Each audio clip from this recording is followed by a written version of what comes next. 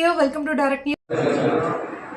మీరు అప్పచెప్పిన ఈ బాధ్యతను తూచా తప్పకుండా స్టేట్ కమిటీ జిల్లా సభ్యుల అభిప్రాయాల మేరకు శక్తి వంచన లేకుండా ఈ సంఘం యొక్క గోపా యొక్క ముఖ్య ఉద్దేశాలను ముందుకు తీసుకుపోవడానికి నేను మేధో సంపత్తితో పాటు ఆర్థిక సహకారంతో పాటు అందరి మన్ననలను పొందుతూ